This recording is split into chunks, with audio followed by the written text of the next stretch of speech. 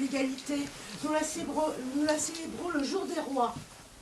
Tu as pensé à moi, Lucien, je te remercie. Il vaudrait mieux s'occuper sérieusement des moyens d'arracher les travailleurs à la griffe des capitalistes que de faire des banquets. Bon, les banquets sont bons, cependant, ils tiennent le socialisme en éveil.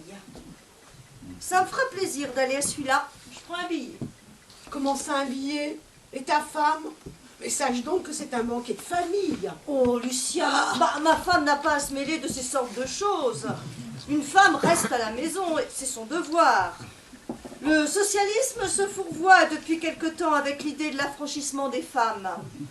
Toutes ces réunions débats bleus socialistes nuisent au progrès, retardent les solutions. Chacun son affaire, il me semble. Aux femmes le ménage, aux hommes la politique. Ce qui convient à un sexe ne convient pas à l'autre. Ah ben voilà un mot, Simon, qui abuse bien du monde.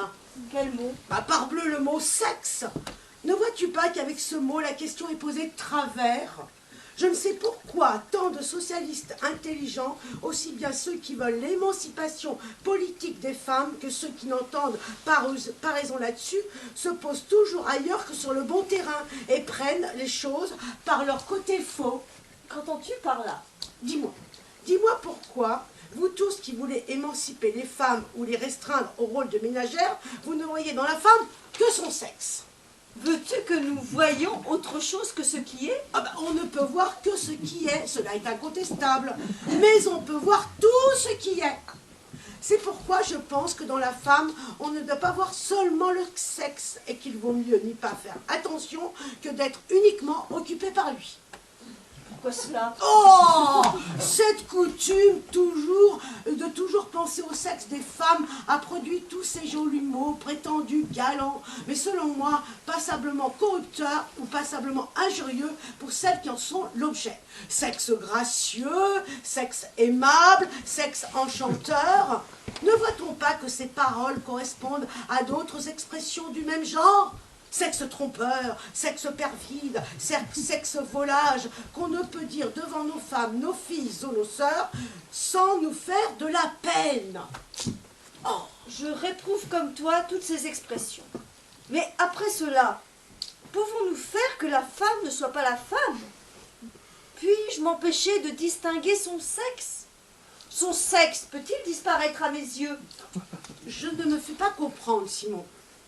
Chez la femme, chez l'homme, le sexe est présent dès la naissance et reste toute la vie une particularité de leur être. Mais je me demande, à propos des femmes, si leur sexe est ce qui doit d'abord occuper la pensée, et je me dis non. Voilà. Je proteste contre cet usage qu'on a de toujours séparer les femmes des hommes, appelant les premières la plus belle moitié des êtres du genre humain. Regardant les hommes apparemment comme des êtres assez laids, quitte à leur attribuer ensuite tous les avantages de la vie et à laisser aux femmes tout le fardeau, tous les devoirs les plus rigoureux. Oh bah, quant à cela, Lucien, tu conviendras que les avantages sont bien partagés.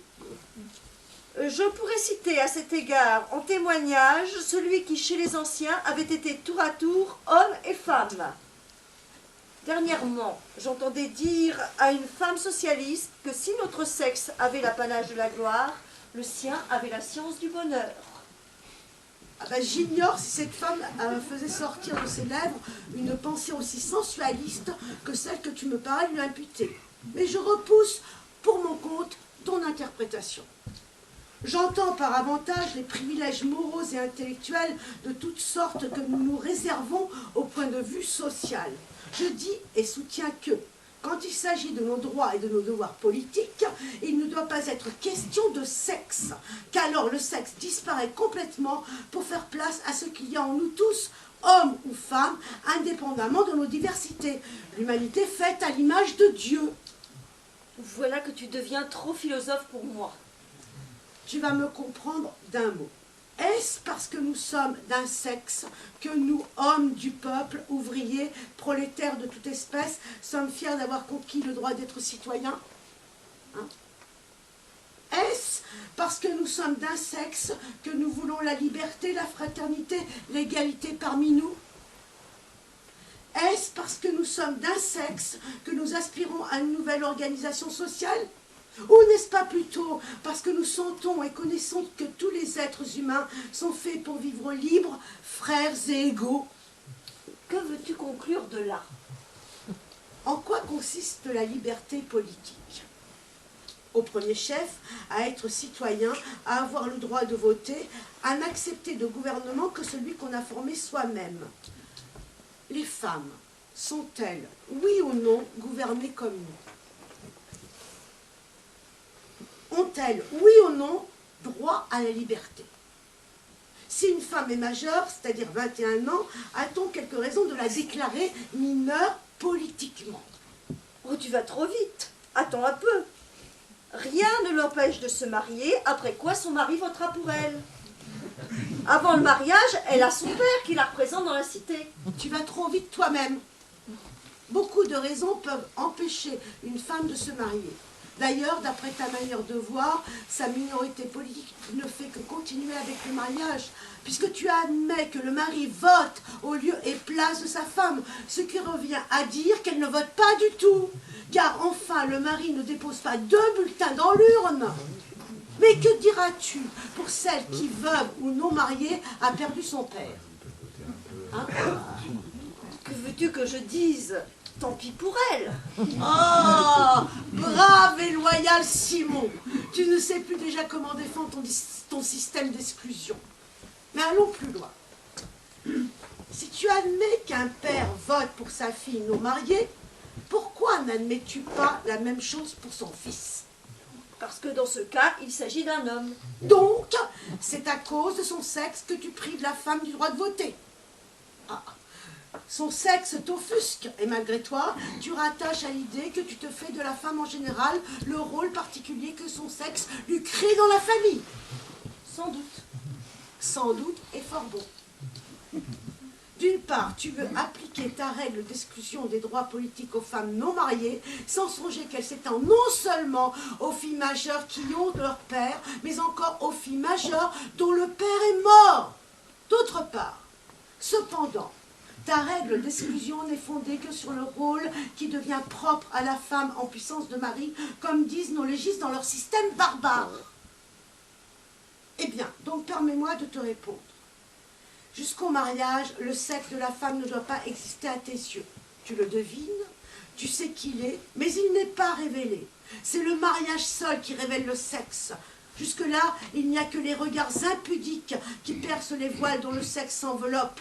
Cette façon de voir toujours et avant tout le sexe dans les êtres est, à mon sens, une grande preuve de débauche et d'ignorance. Si tu avais une morale élevée et intelligente dans cette femme qui passe et que tu ne connais pas, penserais-tu à voir autre chose qu'un être humain semblable à toi, doué des mêmes facultés essentielles? Tu m'objecteras que la démoralisation et la misère font souvent manifester le sexe en dehors du mariage. Je ne le nie pas. Mais l'imperfection de la dureté de nos mœurs sont-elles des raisons déterminantes contre le droit, la justice et la vérité? Considère l'âme humaine et dis-moi si elle a un sexe. Tout ce que je comprends de ce que tu viens de dire, c'est ceci. Tu voudrais que d'abord on vit dans les hommes et dans les femmes, indépendamment de l'idée du mariage, des êtres humains semblables, ayant les mêmes droits politiques, ce qui fait que les femmes auraient droit de voter. Cela même. Je commence à être de ton avis pour les filles et les veuves, mais je ne puis m'empêcher de faire une exception pour les femmes mariées, et cela à cause même de ces rôles différents que tu es bien obligé de reconnaître à l'homme et à la femme dans le mariage. L'épouse, il me semble, doit se borner aux travaux du ménage, aux soins de la famille et laisser à son mari l'exercice des droits politiques. En vérité, Simon, tu es étrange. Tu veux donc absolument que le mariage soit pour les femmes une cause de minorité politique. Mais tu opères ainsi sur elles une diminution de tête, comme disaient les Romains. Le mariage les fait déchoir. Beaucoup de femmes, si la loi de l'hyménée n'est plus forte en elles que tout autre sentiment, seront tentées de préférer le célibat et la liberté politique à la déchéance du mariage. Ou bien elles chercheront à accorder la liberté avec la nature au moyen d'unions clandestines. Mais alors c'est très embarrassant. Ah oui, eh oui. Voilà pourquoi ceux qui sont conséquents, ne voyant que le sexe dans la femme, lui refusent en tout temps l'exercice des droits politiques. Mais ceux-là, à mon avis, sont peu éclairés. Il faut être conséquent au sens contraire. Le législateur politique n'a pas à tenir compte de l'apparition du sexe, soit chez l'homme, soit chez la femme. Toujours donc, il doit voir dans la femme, qu'elle soit fille, mariée ou veuve, l'être humain, l'humanité qui en nous tous, nous fait tous semblables et nous donne à tous les mêmes droits politiques indépendamment de notre sexe. Ainsi, il ne faut pas reconnaître que la nature assigne à l'épouse, à la mère de famille, une vie toute intérieure, toute domestique. Mon Dieu, Simon! Ne confondons pas deux choses qui sont les manifestations d'ordre divers, la famille et la cité. Dans la famille, en effet, le rôle de la femme ou de l'homme, de l'épouse et de l'époux est tout intérieur. Le père et la mère ont des devoirs analogues à remplir. La mère a les premiers, les plus tendres, les plus doux, les plus minutieux. En allaitant son enfant, elle continue pendant quelque temps l'œuvre de création qui lui a été départie. Ah, rend-on assez profondément hommage à cette fonction sublime de la femme au nom de laquelle on veut la condamner à la réclusion? Oui, en effet, c'est à elle et non à l'homme qu'a été attribuée la création mystérieuse et divine du corps de l'humanité. C'est un être humain qui se façonne dans ses entrailles bénies. Dieu intervient dans cette conception. Dieu prête une vertu indicible à la jeune femme qui devient mère. Pourquoi a-t-elle ces regards profonds qui semblent tournés vers un autre monde? Pourquoi ces rêves où tous les visages des petits-enfants se jouent dans de frais tableaux? Il semble à son air qu'elle soit plongée dans une sorte d'habitude. C'est que toute sa vie intellectuelle s'est concentrée. Respectez-la, elle crée. Respectez-la, elle fait œuvre divine. Respectez-la, la vie la plus intense et la plus féconde est en son âme. Quelle allégresse sans fin quand l'enfant sera venu, comme elle l'entourera de tous ses soins et de tout son amour. Mais alors, le père, à son tour, éprouve en lui-même un sentiment nouveau. Alors commence en commun, pour tous les époux, le travail de la famille et de l'éducation. Mais je ne vois nullement pourquoi cette phase de la vie de l'homme et de la femme qu'on appelle famille nuirait aux choses de la cité. Dans la cité, le père et la mère sont citoyens, exercent leurs droits et votent sans qu'il en résulte la moindre atteinte à la famille. La cité n'en sera que plus belle d'aspect, moins agitée, moins turbulente, plus morale, moins vouée à l'intrigue, à l'ambition et à tous les mouvements passionnés, quand de nobles femmes, respectées en leur qualité d'êtres humains, viendront, leur enfant à leur cou, déposer un bulletin dans l'urne. Pardonne mon long discours, Simon. Vois-tu ? Je sens profondément cette injustice qui tient nos femmes, nos filles, nos sœurs éloignées et indifférentes quand il s'agit des actes les plus importants de notre vie. Ton discours me plaît pas. J'avoue que je suis tout à fait ébranlée. Il me semble toutefois que tu prends un peu trop pour la réalité un idéal peut-être impossible.